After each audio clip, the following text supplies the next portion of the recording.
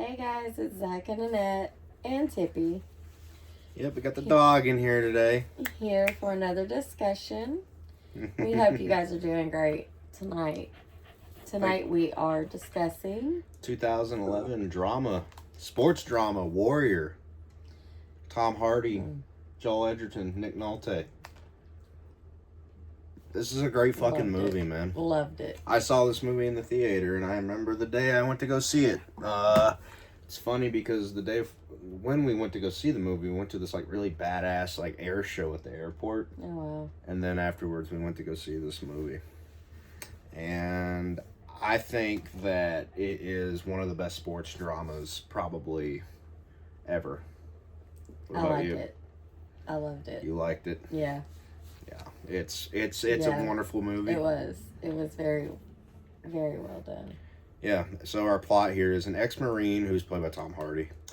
Haunted by a tragic past, Tommy, that's the name of the character obviously, returns home and enlists his father, who's a recovering alcoholic, and his former wrestling coach, he was a wrestler, to train him for an MMA tournament, awarding the biggest purse in the history of the sport.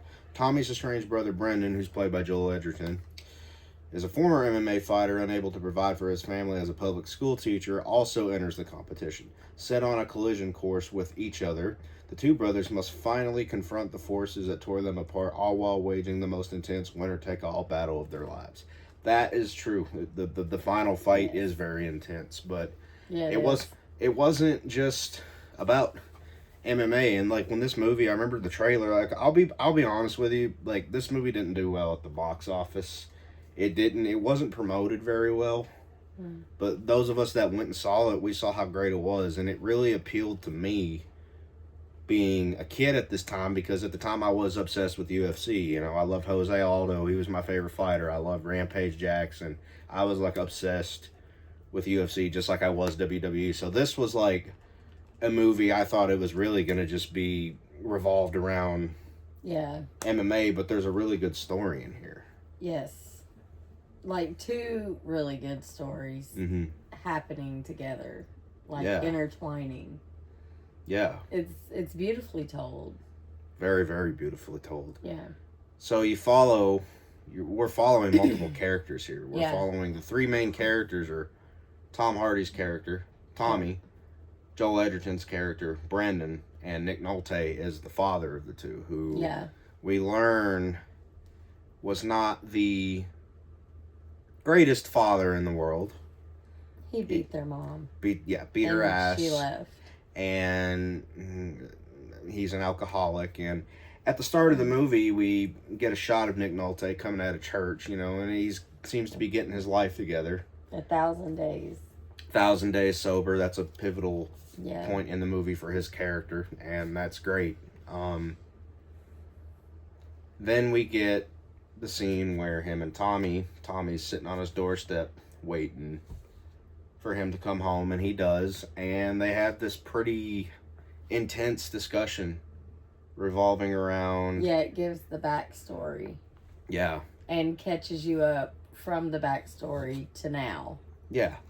Yeah. So we learn that Tommy can fight. Like, he's a fucking badass. He was a Marine, and...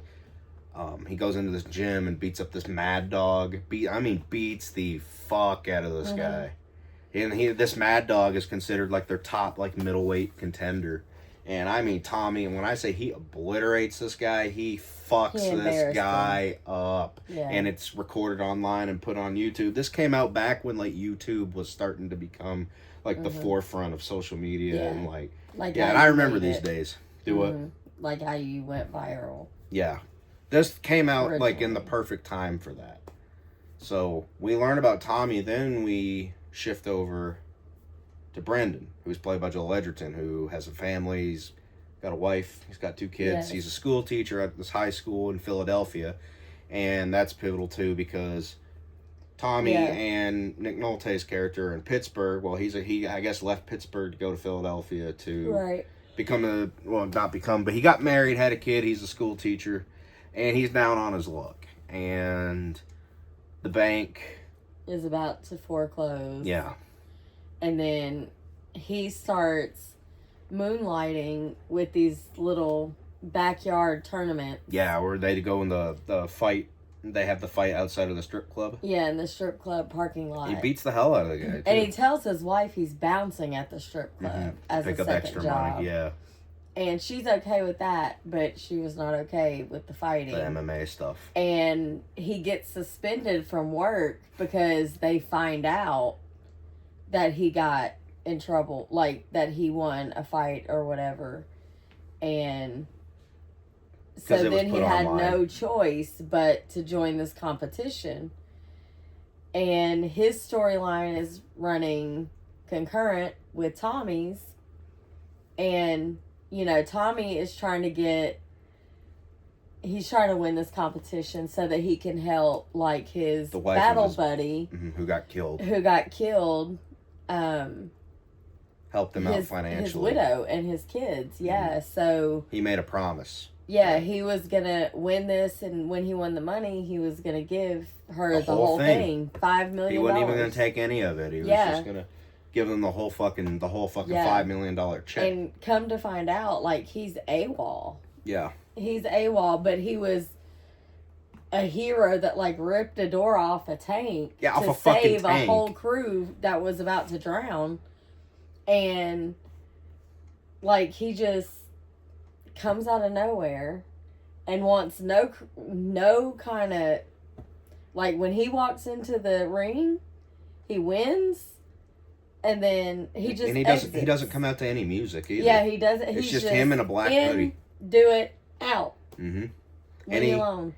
And in this tournament, he fucking beats the shit. There's some MMA. There's some real fighters in this movie too, like Anthony Rumble Johnson's in this movie. He's the first guy that Brandon fights, and then there's Jason Mayhem Miller, which he was a UFC fighter, and then he had that TV show back in the day, Bully Beatdown. He was in it. Kurt Angle, the wrestler, is in it. I forgot to turn my light on. Let me turn that on. Why is my light not turning on? There we go. Holy shit. Yeah, you guys got a little entertainment. Yeah, turn that way down. I knew I was forgetting something. Anyway. Yeah. Tommy beats the ever-living fucking shit out of these people. Brendan has a little bit more complications. It's established. Stop that. It's established that he is not, what's the word? The greatest fighter in the world. Technically, yeah. Yeah. There's some jokes, and what happens is there was another fighter in his gym, and he was going to enter this tournament. Well, he got injured during a training session, and Brendan decided to step in, and he saw this as a golden opportunity to get his house. His mortgage paid off. And his wife wasn't entirely enthralled by that. Yeah, she was like, what if you die? And which I get it. To me, who's going to help with these two kids, and they're about to take the house in 3 weeks? Don't you die? MMA is not like that. Like, I mean, it's a sanction. It's sanctioned. Like, it's... Yeah, but just the wrong hit in the wrong place at the wrong time, and it can paralyze. Like, there's so many things. Wife logic doesn't always make logical sense. It's usually, like, whatever...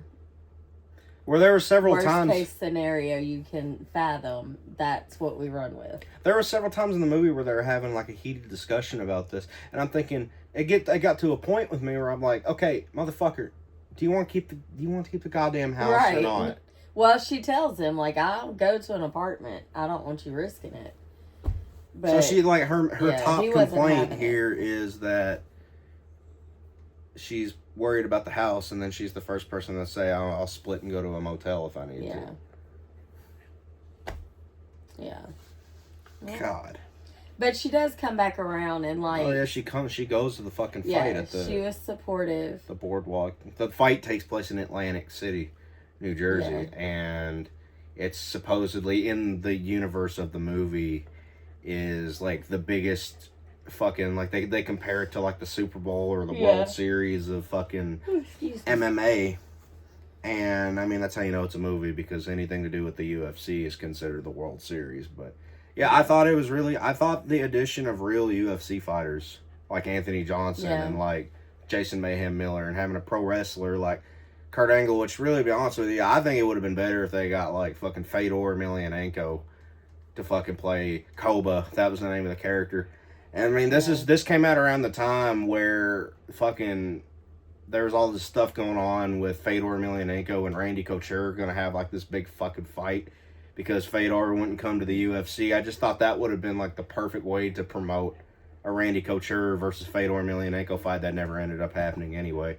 But they hyped the fuck out of that fight that never fucking happened. But, I mean, I guess because Fedor was like undefeated at that time and shit, it wouldn't have felt right having a guy like Joel Edgerton beat him in the ring. So, I guess, Kurt Angle's kind of your... It's more believable. Though Kurt Angle can actually fight in real life, too. Yeah. But I thought that Kurt Angle... I mean, he didn't say anything, but, I mean, he brought that, like, intimidating... Yeah. His silence made it more believable. That scary Russian fighter, kind of like Ivan Drago in Rocky IV. Yeah, you could see that. Yeah, he kind of brought the same thing. I just think it would have even been more intimidating if it was Fedor Emelianenko. But, hey, you know what? Kurt Angle, he was kind of scary looking. And we all remember Perk Angle. Mm-hmm. So, it's basically Brandon... His journey through the Grand Prix tournament to take home this $50 million prize is a lot more, he overcomes more obstacles than Tommy has. Tommy goes in, knocks the fuck out of people 2 different times. He fights Mad Dog. The thing is, Mad Dog is the guy he beats up at the gym. He's, so... I feel like he was the underdog through the whole thing. Brendan? Yeah. And, it's like 2 different movies going on at once as far as their storylines. Like, you have the underdog that, the school ends up coming out and they watch it at the drive-in as a community and they're cheering him on. Yeah. The principal, he's played by that one guy that I feel like he was in every fucking movie around these times. But yeah, and then you have Tommy's story, and his is more like kind of a Rocky feel, but he's using his dad like, I don't know, he's just a dick. But he's also a hero who's AWOL, and he's got both of these videos going viral. The one where he beat up the guy at the gym. And then the other one where he's saving these people from drowning in a tank. Yeah, they were going to combat and and then he just walks away. So, and then they end up fighting each other because they both go to the finale. And it's great. And the dad, he's got his own storyline with the both of them. He's Tommy's trainer, but he's also out there supporting Brennan, too. Yes. Not as a trainer. And neither one of them like him because he used to beat their mama. He was a horrible alcoholic. So he's trying to, earn his way back into their good graces. And Nick Nolte, oh my God, he was amazing in that fucking role. Anyway, what were you saying? I can't stop stressing about how great Nick Nolte is. Yeah. And,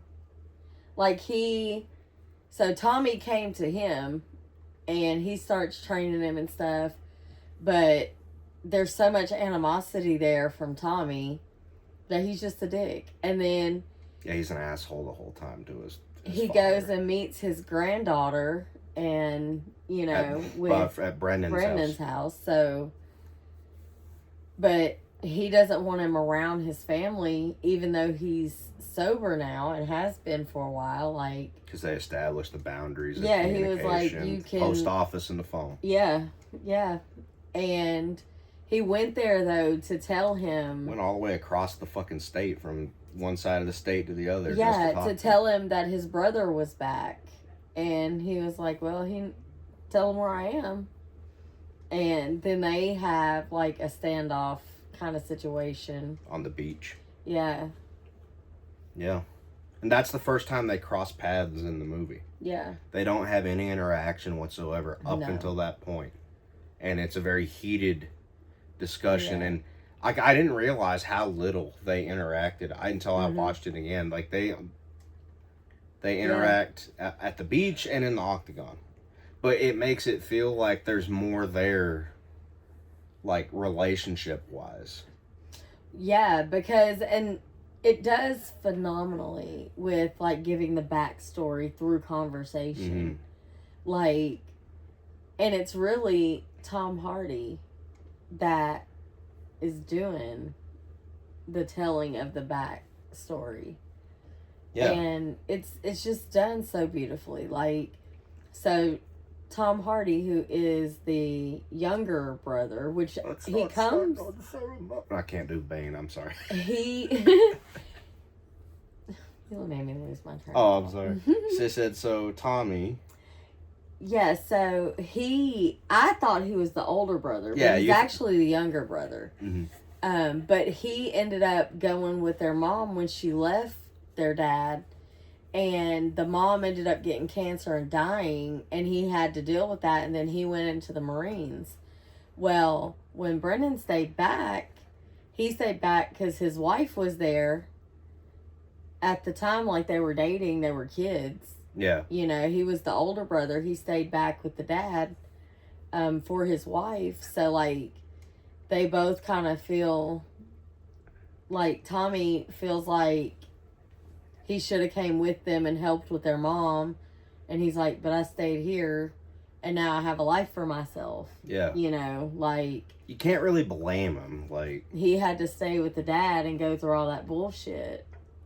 That's why there's so much animosity. But he did it for his wife, and that love shows, like, through their relationship and their story. Because, like, she's very ride or die, but she's like, I don't want you doing this. But, and he does it for her, you know? Like, when she's there in the final fight, it just adds so much more to him, you know? And even his trainer is like, fuck him, that ain't your brother right now. Like, go get this money for your wife. Well, they actually established that at the fight with Kurt Angle, Koba. Mm-hmm. He said specifically, if you don't knock him out, you don't have a house.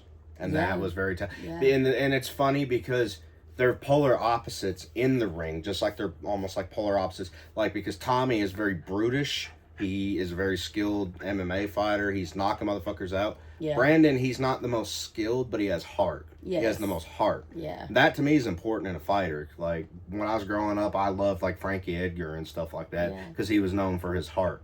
And Brandon kind of displayed, like, that's all it took. Right. When he was fighting Koba, to tell him you don't knock him out, that set like his. Yeah, his papa. He was on a mission. Yeah.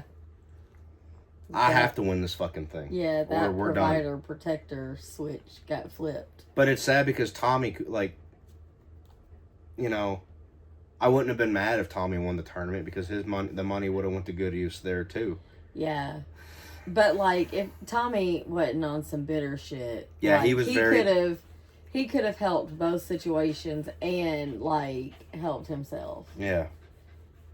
But he was AWOL any damn way. Yeah, and they sent the military police to arrest him, and they never ended up arresting him. I mean, they may have after the credits rolled. I don't know.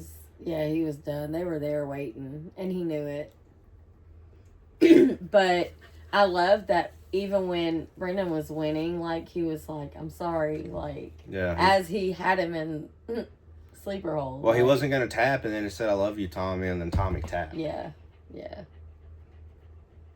It was pretty cool. It was a great movie, man. Yeah.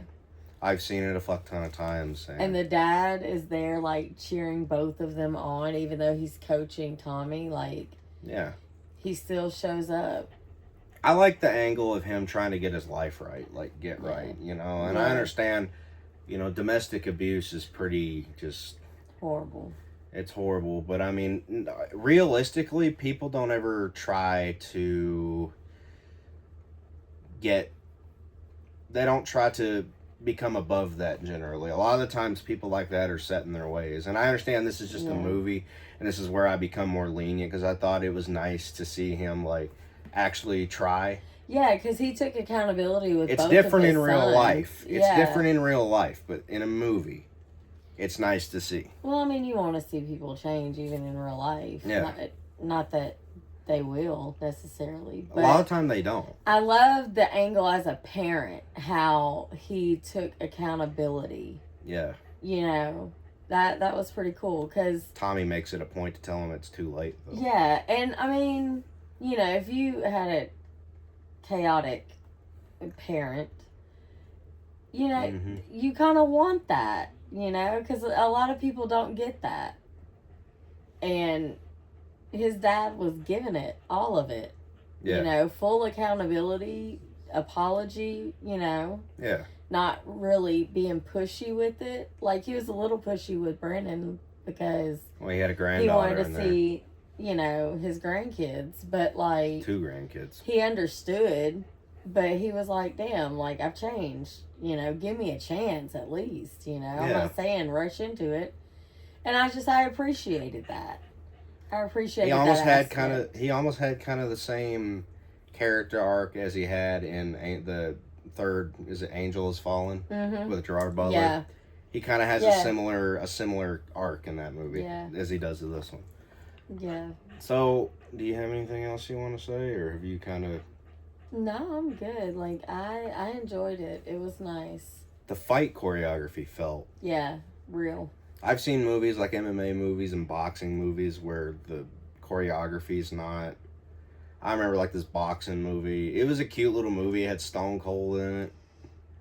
And I can't even remember what it was called. It was a cute movie, but the boxing in it was... Horrible. Yeah, the boxing, like the core fundamentals, they didn't understand boxing. Like, this really, truly understood the sport of MMA. And I think it's funny because Dana White, who's the president of the UFC, has gone on record to say this is an awful movie. And, you know, I feel the way he feels about that movie, that's how I feel about Dana White as a person. So I think it's kind of mutual. Fuck Dana White and fuck his opinion on this movie. This was a great fucking movie. I don't know Dana White. He's the president of the UFC. I've never. He's that bald guy I've that never goes up met there and him. cries whenever his big money fighters lose a fight. He's the one that's he was the one that pretty much put Conor McGregor, this washed up Conor McGregor, in the ring against Max Holloway. And yeah, he's just, I fucking can't stand the guy. He's a douchebag. But I like the sport of MMA, and I thought that this movie, aside from its great story, this was just a good mixed martial arts movie. You stink.